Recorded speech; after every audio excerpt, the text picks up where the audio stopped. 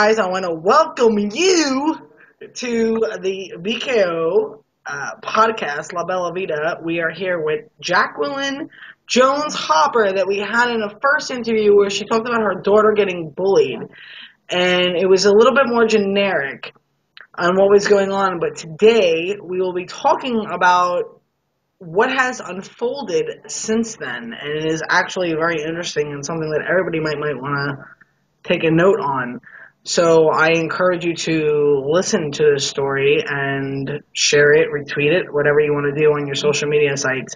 We're going to listen a little bit to what she has to say about what has gone on with her daughter since the last time we spoke. So I know last time we spoke, Jacqueline, and as a friend of yours as well, you have told me that there's been some major issues going on as far as just the bullying aspect and what should be done within the schools and what we can do and more basic things. But actually tell me what has happened since then that you are outraged about, because I know you are. Oh yeah, definitely. My daughter's 14. I'm pretty sure we touched that, but she's 14. She's in ninth grade, which is high school, obviously. She has been bullied both by girls and boys. I mean, it's everywhere. Walking down the hallway, you've got a crowded hallway. She's being deliberately tripped in the hallways. In the stairwells, it's also crowded stairwells, and she's being tripped and pushed down the stairs. Literally pushed downstairs. Literally pushed. There were a few instances where she'd stumble, and kind of act like she picks, this is the insecurity of my child, but she picks up and she'll, act like her shoe was untied, and she'll tie it and go about her day in an attempt to kind of oversee what just took place so that it doesn't look like what did happen happened. There are no cameras in the stairwells, but there's cameras in the hallways. We had a boy come up and touch her stomach and ask who the father was. She's been verbally abused. The zoo is that way, being fat, being ugly, things like that. I've taken it to the school. I started off at the assistant principal's office, and I explained everything that was going on. I know that my daughter repeatedly addressed the situation with him. I guess these boys, girls, whatever at the time, they were brought in to discuss the situation behind closed doors with the principal. The instance where the boy touched her, he actually had to write an apology letter. I did not see that. My daughter did not see that. It was never made public, but it was told that he had to write that.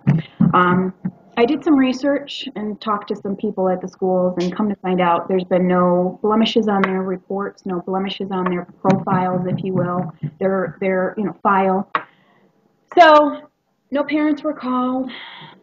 There was no detention. There was no suspensions. There was no expulsions. The school didn't even look at cameras to try and find, because you can. I mean, how can you not see the people around her when this happened? They made no attempt to do that. So I, in my outrage, called Fort Carson, which is our military installation that my husband is active duty with. And I talked to their legal office and said, this is what's going on. I can't do this by myself. I don't know what to do or where to go. You need to help. And there was a paralegal who was super awesome. And she made a few phone calls with me on the phone. And we actually got one of the district board members, I believe, who said, you really need to talk to the principal. He's amazing. Call him. He might not even know what's going on, which I found appalling. So I called the school, did as she asked. I spoke with the principal. And he brought us in. I thought I was making headway. He listened to our whole situation, my take on it, again, my encouragement on how to handle this and what my ideas were, her situation and what she was going through. And he actually told my daughter he would freeze her grades, excuse her from those finals at that time, and she was free to go. And that's how we left the end of December. He said, if you feel comfortable, if you want to come back the new semester in January, feel free to do so. If I don't see you, we'll just close your student account. So basically, in a way, Mm-hmm. they almost expelled her from school with your permission. Nice. And nicely, Mm-hmm. and explain to me what happened to the girls that were doing the bullying. Neither of the kids, nobody. There was conversations with the principal. I believe they might have called him down and said, if you're doing this to, Miss Hopper, it needs to stop. And that was the gist of it. My daughter did go back in January because I've sought counsel for her outside of the school to help her deal with what's going on. Because when you don't get help from these officials who are supposed to have your best interest at heart, who are supposed to protect you so you can get an education, when you don't get this from other people, you do start to doubt yourself. Maybe it's me. If they don't see a problem and these kids aren't getting in big trouble for it, then maybe it's not an issue and I'm the only one that finds it wrong. So we did see a counselor, and the counselor and her, I respected the decision. Quite frankly, I was not okay with it. But I respected her decision and said, you know what, you're brave, you're strong, and if that's what you want to do, I'm going to support you. She was there for 3 days, got pushed down the stairs to a point where she actually fell face first, and reported it again, same thing. Nobody can prove anything because nobody knows who did it, crowded hallway, blah, blah, blah.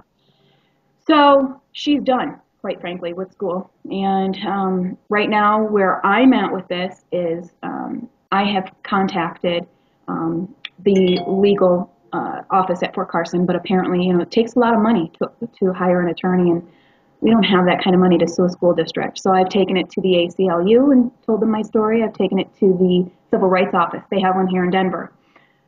And I've explained my situation to them as well. And I actually have a news agency that's going to be coming towards the end of the week to do an interview with her and I to go over the same thing we're talking about right here, to get the message out so that people know it's not just them.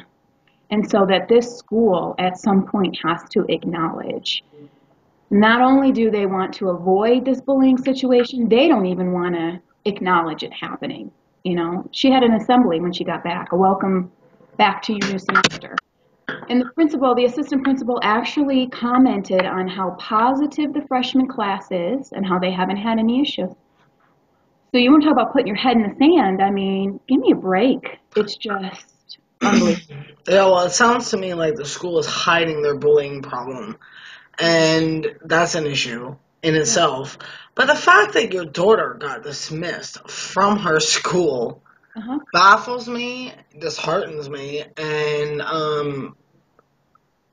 obviously makes a parent angered at the situation, as we're human beings. It's a civil rights violation. She has the right to have, they call it FRAP, a free, appropriate public education. She has that right. No, everybody has that right. I don't care. I mean, I don't care who Everybody. you are. I don't care Yeah. if you're a celebrity, if you're a special education, if you're whoever you are. It really doesn't matter. Everybody has the right to the same education and the same classes and the same curriculum. And I've talked about it before when it comes to different aspects of different students. We all have different needs. We all have different things that we need from teachers, and as far as schooling. And the fact that somebody that's getting bullied is the one that is excused. It's not even funny, but you almost want to laugh because it's like I don't understand. How is it that the girl that's getting bullied is the one that got excused, and the ones who are doing the bullying are still in school, and everything's wonderful? They're athletic students. They play the basketball, the football, the baseball. So maybe they need good players on their team, so they figure, hey. Make the school look very good. But see, I'm going to be here to tell you how you really make your school look good. And you make your school look good by acknowledging your students and the issues that they're having, and you help them through that. There's no excuse for it. And you're right, everybody has the free, appropriate public education. That's everybody's right. Nobody has the right to take that away, and the school did take that. She's been denied. The civil rights violations, you have the right to feel safe.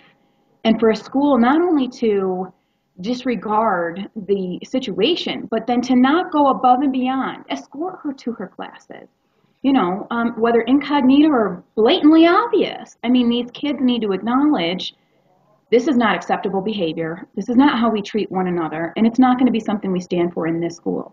Unfortunately, the administration there, they sweep things under the carpet, and it's okay to do that.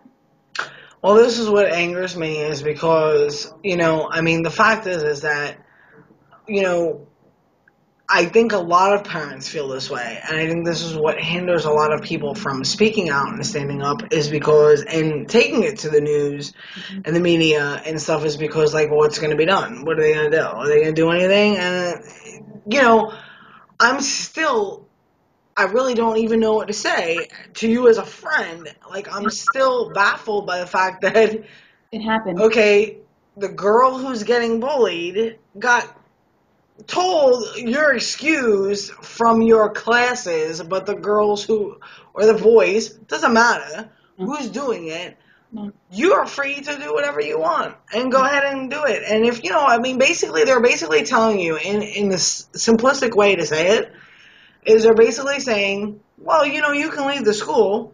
That's your choice. Right. And the kids that's how we're going to solve the problem.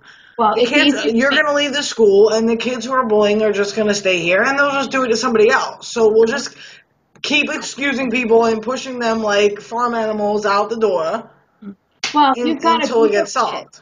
You've got a group of kids that are doing this. And they allowed them to get to the group that they are and the number that they are because the school did not acknowledge it for so long. It was a few kids at the beginning. And because you didn't nip it in the bud, because you want to call it a wildfire, that's why it progressed to the level it did. And because they don't want to acknowledge the issue and because they don't want to deal with the issue of a handful of kids, it's easier to just make this one person go away. And then they're done dealing with it. The problem is when you've got a parent such as myself who is not going to stop. I am my daughter's advocate. I am her only advocate. Good. She is not going to be allowed to sit back and feel she did anything wrong or that she contributed to it in any way. You should be able to walk down the hallway without boys throwing themselves up against the wall and claiming an earthquake is coming. Are you kidding me? This is ridiculous. And again, you've got cameras. You could see that. But nothing was ever done about it.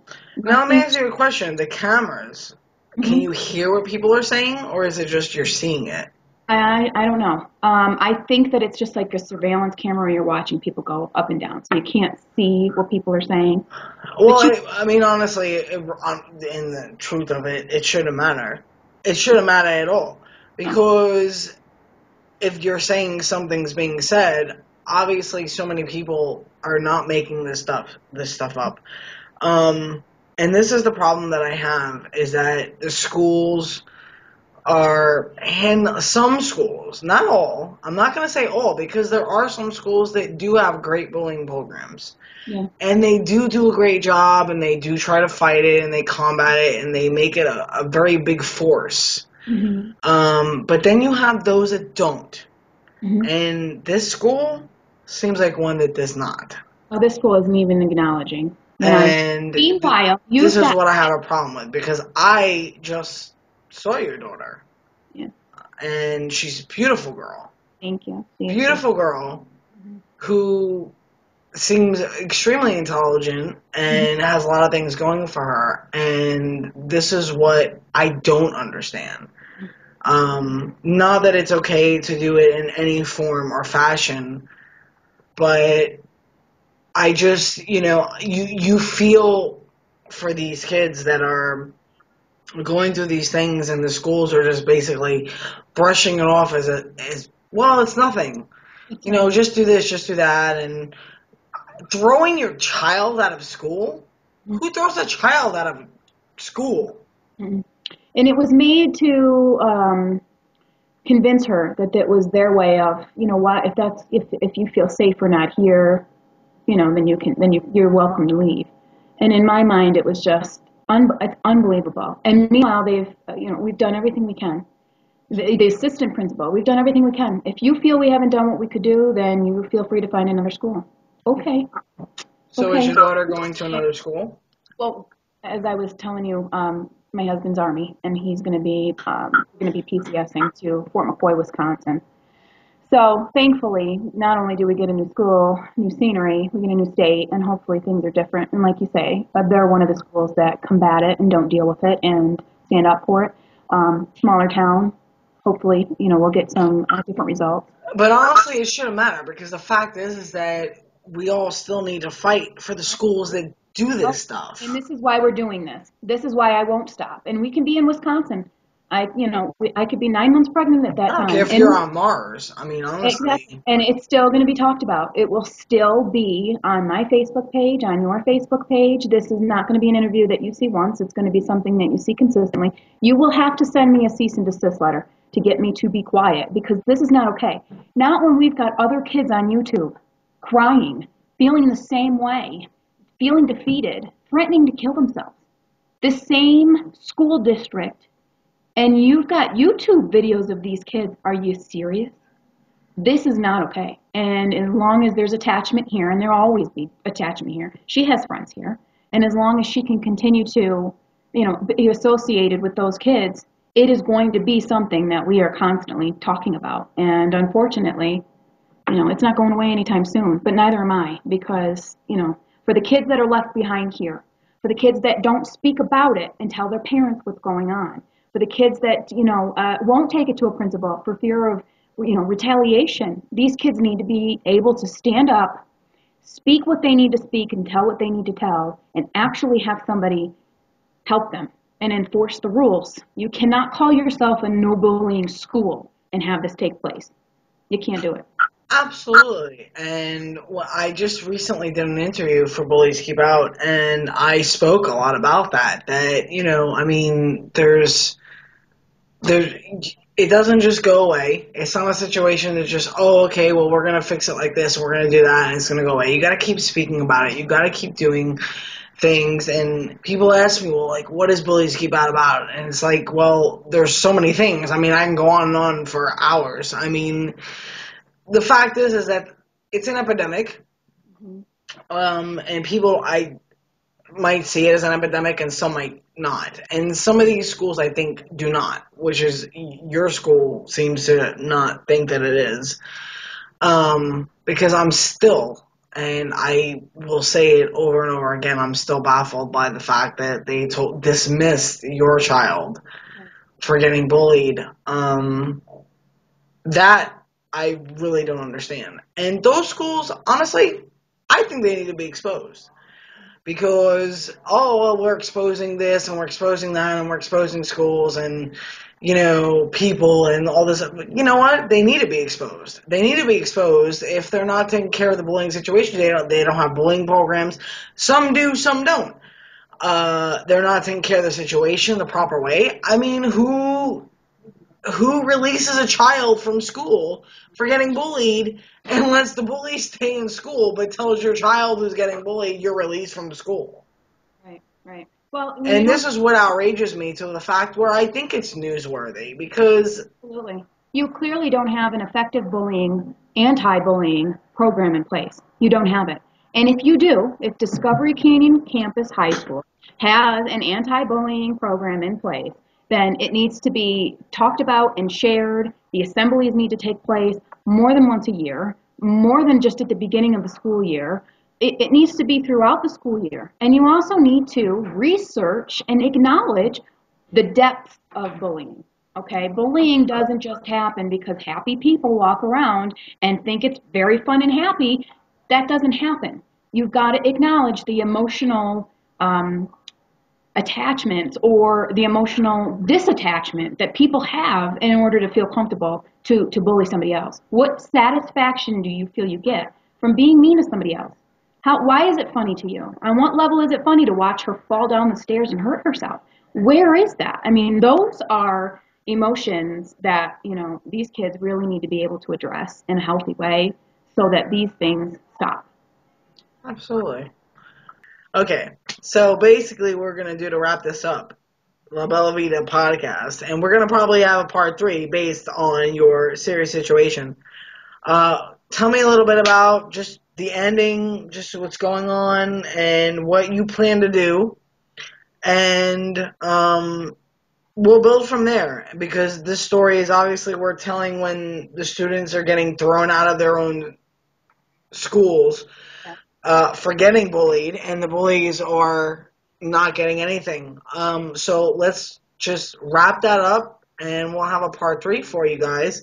And hopefully, you guys are going to see this more often, maybe on the news and other places, to where everybody has got to fight for their child. And this woman is willing to do that. And that's why we're telling her story. So let's finish up with that. We also need to be able to know where to go to get help, because there are other avenues. We don't just stop at a principal, and we don't just stop at a superintendent who works with a principal on a daily basis. We go to civil rights offices, we go to ACLU offices, and we go and if we are of good, wealth, and you can afford to hire an attorney, by all means, you need to do that. Right now, honestly, I'm on the hunt for somebody who is willing to hear my case and know that we've been wronged and take it and hopefully, find it caseworthy. But basically, we all need to band together for everybody and try and get this under control.